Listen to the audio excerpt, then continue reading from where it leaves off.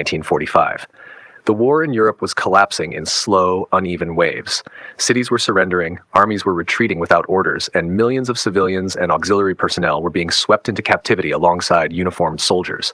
Among them were German women, signal operators, clerks, nurses, factory auxiliaries, air defense helpers, and camp support staff, suddenly finding themselves prisoners of war under American control. Most had never imagined this ending. Fewer still had imagined what captivity would actually look like. They arrived exhausted before captivity even began. Many had marched for days during evacuations ordered too late to matter. Others had survived bombings, hunger, cold, and weeks of untreated illness, while transportation networks collapsed. When American units finally took custody of them in the spring of 1945, these women were not captured in a single dramatic moment. They were collected at rail yards, at abandoned barracks, at roadblocks where white flags were tied to sticks and raised by shaking hands. The first camps were improvised. Barbed wire hastily rolled out around fields, schools, and former military depots. Medical units were overstretched, focused primarily on combat casualties and liberated concentration camp survivors. Female POWs were not a priority. They were alive, walking, and not visibly wounded. That was enough, at least at first. Within days, it became clear that something was wrong. At morning roll calls, women began collapsing. Some fainted without warning. Others simply sat down and could not get back up. Guards initially assumed it was resistance or hysteria. Orders were repeated louder. Lines were tightened, but the pattern continued. One woman vomited blood. Another lost consciousness and did not wake for several minutes. A third screamed in pain when helped to her feet, her legs trembling uncontrollably. The request came quietly at first. A woman with a medical background, formerly a Red Cross auxiliary, approached an American guard and said the words that would change everything. "We need medical help." She did not shout. She did not plead. She stated it the way one professional addresses another.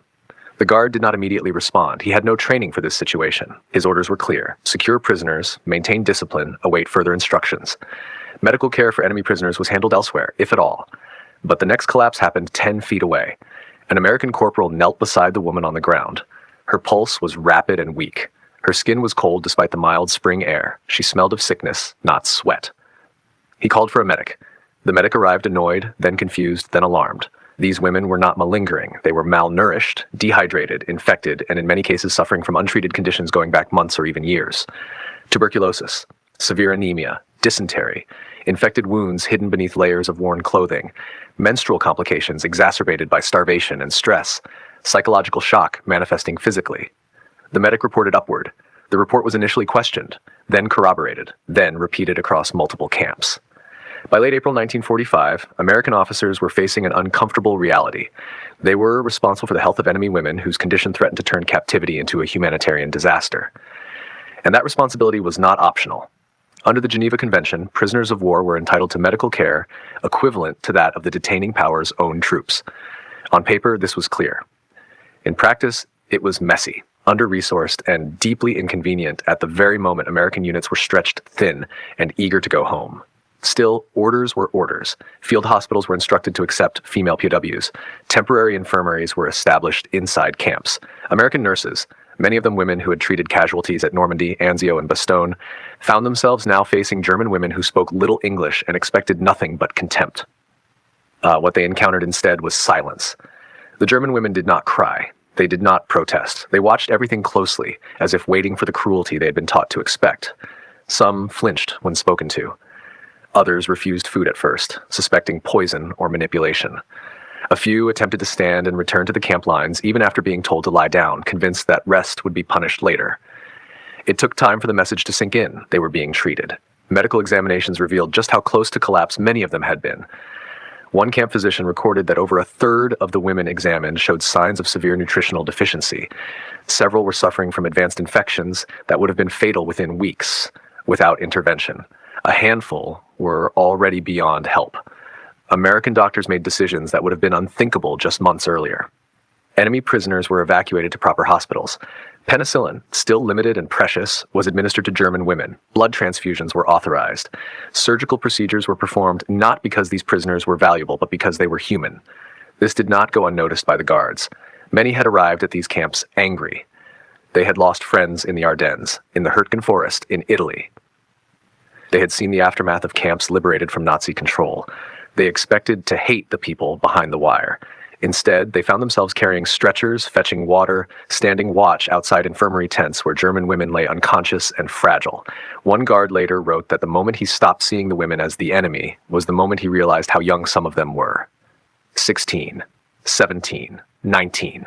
Their uniforms hung loose on bodies already worn down by war they had not chosen. The transformation inside the camps was gradual but real. Medical care required order. Order required adjustments. Standing roll calls were shortened or eliminated. Women too weak to stand were counted where they lay. Work details were modified. Extra rations were approved, not generous but sufficient to stabilize health. Some officers resisted. They argued that kindness would undermine discipline, that helping the enemy sent the wrong message, that these women had supported a regime responsible for unimaginable crimes. Others argued back quietly but firmly that discipline did not require neglect, that justice did not require cruelty, that the war was ending, and what would remain were memories. For the women themselves, the experience was disorienting. They had been told that Americans were brutal, vindictive, dangerous. That surrender meant humiliation or worse. Yet here were American nurses adjusting pillows, explaining procedures through gestures, apologizing for pain. Here were doctors insisting on treatment even when women tried to refuse, believing themselves undeserving.